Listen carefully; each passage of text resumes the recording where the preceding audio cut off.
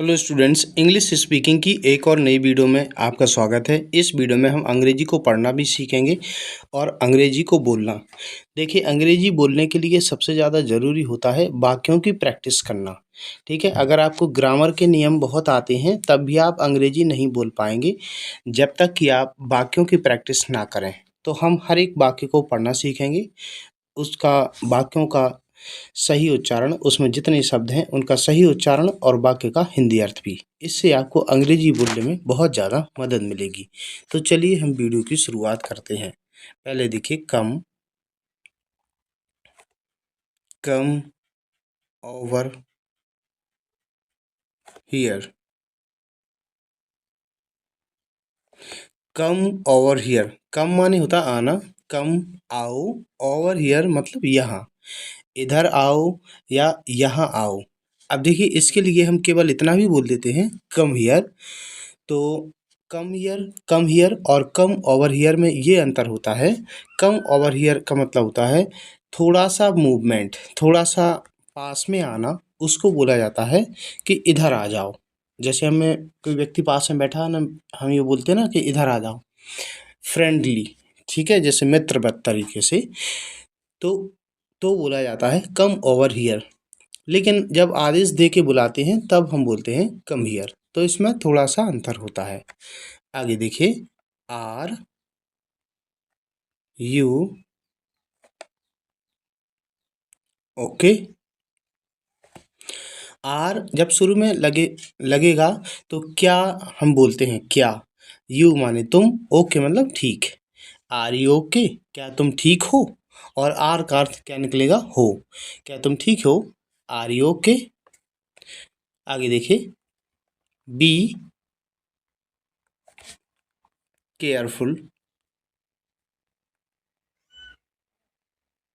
तो बी मतलब होता है रहना, रहो, केयरफुल सावधान, सावधान रहो, बी केयरफुल। सावधान रहो की अंग्रेजी क्या होगी, बी केयरफुल। आगे, in the afternoon, in the afternoon और सो। इन माने में द आफ्टरनून, आफ्टरनून यानी कि दोपहर, और सो का मतलब इसके आसपास। तो इन द आफ्टरनून और सो का अर्थ हो जाएगा दोपहर या इसके आसपास, या दोपहर के आसपास। जैसे हम ऐसे हिंदी में बोलते हैं ना दोपहर के आसपास, तो क्या बोलेंगे अंग्रेजी में, इन द आफ्टरनून और सो। आगे, इट इज, इट माने यह है, इज माने है, यह है for its, for its own. Its own मतलब स्वयं के लिए, फॉर इट्स ओन मतलब स्वयं के लिए। और गुड, गुड का यहाँ पर अर्थ है भलाई। फॉर इट्स ओन गुड मतलब खुद की भलाई के लिए। तो देखिए, it is for its own good यानी कि यह खुद की भलाई के लिए है, या यह उसकी भलाई के लिए है। It is for its own good यानी कि यह उसकी भलाई के लिए है। इट इज़ यह है फॉर इट्स ओन गुड, खुद की भलाई के लिए। आगे देखिए, can I take a look. देखिए, कैन का अर्थ होता है सकना, सकता है, सकती है, सकते हैं, या सकता हूँ का अर्थ आता है कैन से। तो कैन क्या शुरू में लगा है तो क्या अर्थ निकलेगा, क्या मैं, आई माने मैं, take a look. Take a look का मतलब होता है नज़र डालना। Can I take a look, क्या मैं एक नज़र डाल सकता हूँ। Can I take a look, क्या मैं एक नज़र डाल सकता हूँ। आगे देखिए, हु सेंट यू। हु मतलब किसने, सेंट माने भेजा, सेंड मीन्स भेजना होता है, सेंट भेजा, यू तुम्हें, ठीक है ना, तुम्हें किसने भेजा, हु सेंट यू। आगे देखिए, इज एनीथिंग रॉन्ग। इज जब शुरू में अर्थ हो, शुरू में लगा हो, क्या बोलेंगे? एनीथिंग मतलब कुछ, रॉन्ग यानी कि गलत। Is anything wrong? क्या कुछ गलत है? क्या कुछ गलत है, इसकी अंग्रेजी क्या होगी? Is anything wrong. आगे, आई डिडंट, डिड नॉट का शॉर्ट फॉर्म है didn't. I didn't find them. मैंने, डिडंट, डिड नॉट का नेगेटिव, तो इसका अर्थ होगा नहीं, फाइंड मतलब पाया। आई डिडंट फाइंड यानी कि मैंने नहीं पाया या मुझे नहीं मिला। आगे, देम माने, देम का यहाँ पर अर्थ होगा वे। ठीक है, मुझे वे नहीं मिले। आई डिडंट फाइंड देम, मुझे वे नहीं मिले। आगे देखिए, व्हाट डिड यू नीड। देखिए, व्हाट का अर्थ होता है क्या, और डिड ये सहायक क्रिया है पास्ट इंडेफिनिट टेंस की। आगे देखिए, यू मतलब तुम्हें, नीड माने जरूरत पड़ी, मी माने मेरी, फॉर। ठीक है, मतलब तुम्हें मेरी जरूरत क्यों पड़ी या किस लिए पड़ी। देखते हैं इसको फिर से। व्हाट, व्हाट का अर्थ यहाँ पर देखिए, यहाँ पर क्या नहीं है, क्यों निकलेगा। व्हाट डिड यू नीड मतलब तुम्हें ज़रूरत क्यों पड़ी, मेरी फॉर, तुम्हें मेरी ज़रूरत किस लिए पड़ी या क्यों पड़ी। तो इसकी इंग्लिश क्या होगी, what did you need me for. आगे, टेक हिम। देखिए, टेक का अर्थ लेना होता है, लेकिन टेक का अर्थ ले जाना भी होता है। टेक हिम मतलब उसे ले जाओ। टू द, ये टू तब आता है जब हम किसी के पास जाते हैं, टू द हॉस्पिटल। तो देखिए, टेक हिम उसे ले जाओ टू द हॉस्पिटल यानी कि चिकित्सालय या अस्पताल, उसे अस्पताल ले जाओ, take him to the hospital. उसे अस्पताल ले जाओ की अंग्रेजी क्या होगी, take him to the hospital.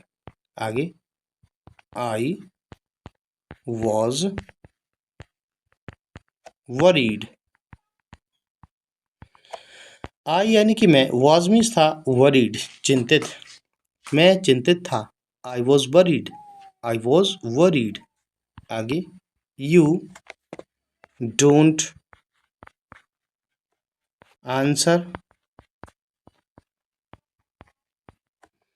Your phone. You तुम, डोंट नहीं अर्थ होगा, और प्रेजेंट इंडेफिनिट टेंस की सहायक क्रिया है तो लास्ट में ते हो आएगा।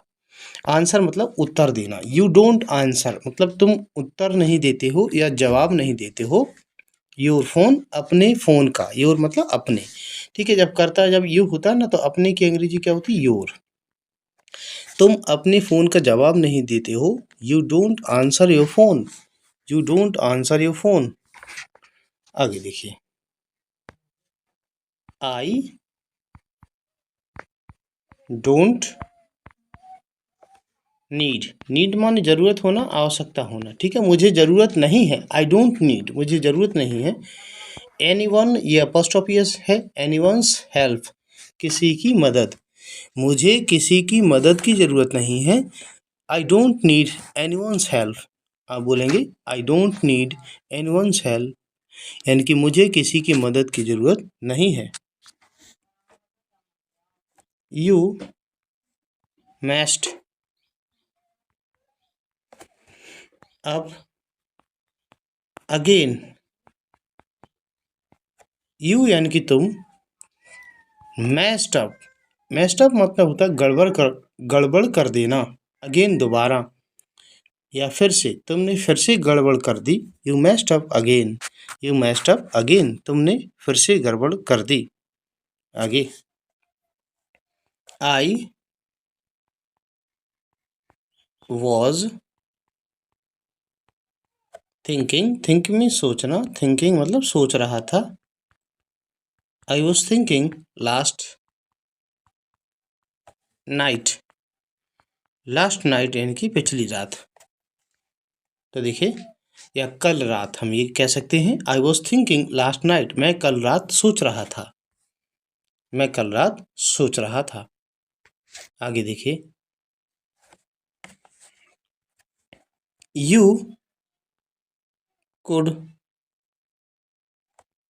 कुड हैव मतलब सकते थे, सेव्ड, सेव्ड बचाना, हर उसे, you could have saved her, you could have saved her, तुम उसे बचा सकते थे, तुम उसे बचा सकते थे, you could have saved her.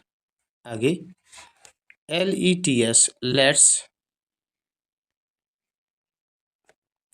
Talk tomorrow. जब भी लेट्स लगा हो तो इससे अर्थ निकलता है आओ का, आओ टॉक बात करते हैं, टुमारो कल, यानी कि आओ कल बात करते हैं, या चलो कल बात करते हैं, ऐसे बोलते हैं ना, चलो कल बात करते हैं, तो लेट्स टॉक टुमारो। आगे, आगे है आई का उच्चारण आई ही होता है। आई don't hide anything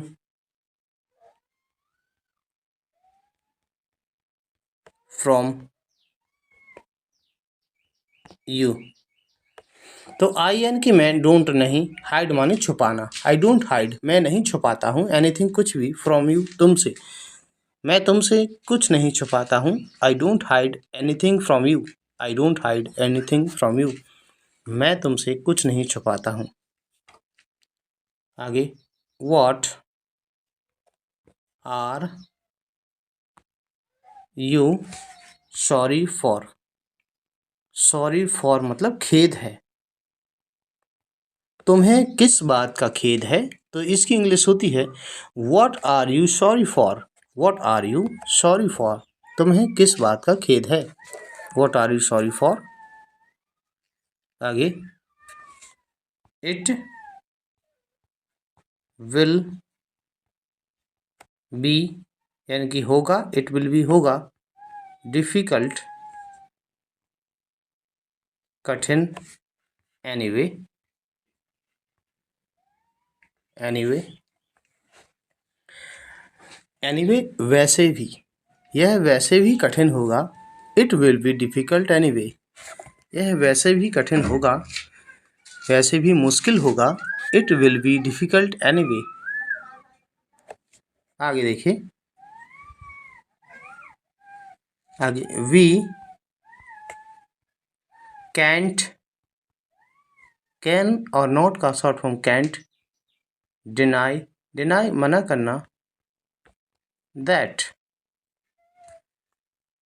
we can't deny, deny यानी कि मना करना, नकार देना, हम इसे नकार नहीं सकते, we can't deny that, can't को शॉर्ट में कांट भी बोलते हैं, we can't deny that, we can't deny that, हम इसे नकार नहीं सकते। आगे, why don't you let me help, why क्यों, डोंट प्रेजेंट इंडेफिनिट टेंस की सही क्रिया है डू, उसमें नॉट लगा है तो उसका शॉर्ट फॉर्म है don't, Y don't you let मी यानी कि तुम मुझे अनुमति क्यों नहीं देते हो, हेल्प, लेट मी हेल्प का मतलब मदद करने देना, मुझे मदद करने देना, Y don't you let me help, तुम मुझे मदद क्यों नहीं करने देते, तुम मुझे मदद क्यों नहीं करने देते, why don't you let me help. आगे, your father, your father often spoke of you, तो योर फादर तुम्हारे पिता ऑफन अक्सर स्पोक ऑफ यू यानी कि तुम्हारे बारे में बात करते हैं। Your father often spoke of you तुम्हारे पिता अक्सर तुम्हारे बारे में बात करते हैं। तुम्हारे पिता अक्सर तुम्हारी बारे में बात करते हैं। Your father often spoke of you. आगे we both know each other. We हम बोथ यानी कि दोनों नो जानते हैं ईच अदर एक दूसरे को। We both know each other हम दोनों एक दूसरे को जानते हैं। हम दोनों एक दूसरे को जानते हैं। अंग्रेजी क्या होगी? We both know each other. आगे देखिए आई थिंक मैं सोचता हूँ। आई थिंक माने सोचना, या इसको ये भी बोल देते हैं मुझे लगता है। मुझे लगता है आई डिड मैंने कर दिया। डू माने करना होता है, ये डू की सेकंड फॉर्म है डिड। समथिंग स्टूपिड कुछ बेवकूफ़ी। I think I did something stupid मुझे लगता है मैंने कुछ बेवकूफ़ी कर दी। I think I did something stupid. आगे I can see him tomorrow. I माने मैं, कैन सकता हूँ, सी आई कैन सी हिम मतलब यहाँ पर सी का अर्थ मिलना, सी का अर्थ मिलना भी होता है, सी का अर्थ देखना भी है। आई कैन सी हिम टूमोरो यानी कि मैं उसे कल मिल सकता हूँ। मैं उससे कल मिल सकता हूँ। आई can see him tomorrow. Can you fix this. Can सकता है, सकती है, सकते हो अर्थ आएगा। शुरू में है तो क्या, कैन यू फिक्स। फिक्स मतलब ठीक करना, क्या तुम ठीक कर सकते हो। दिस इसे, क्या तुम इसे ठीक कर सकते हो। Can you fix this. आगे देखिए डू यू थिंक। थिंक माने सोचना, क्या तुम सोचते हो। डू सहायक क्रिया शुरू में आ जाने पर उसके बाद ये करता आ जाए तो इसका अर्थ क्या तुम, ठीक है ना। और थिंक सोचना, क्या तुम सोचते हो या क्या तुम्हें लगता है आई एम स्टूपिड कि मैं मूर्ख हूँ या बेवकूफ़ हूँ।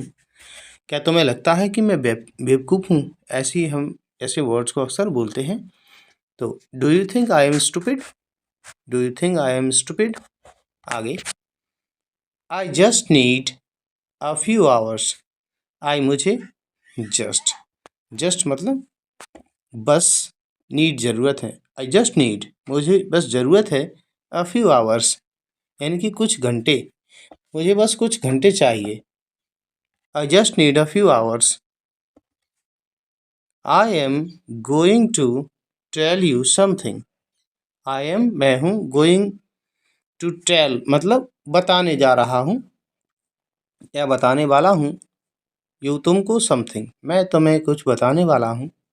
I am going to tell you something. I am going to tell you something मैं तुम्हें कुछ बताने वाला हूँ। How much is he paying you. तो हाउ मच यानी कि कितना, इज ही यानी कि वह है, पेइंग पेइंग मतलब भुगतान कर रहा है या दे रहा है। पे माने होता है पैसे देना, पैसे चुकता करना, ठीक है ना। तो how much is he paying मतलब वह तुम्हें कितने, और यू मतलब तुम्हें, वह तुम्हें कितने पैसे दे रहा है। How much is he paying you. How much is he paying you वह तुम्हें कितने पैसे दे रहा है। आगे I am on your side.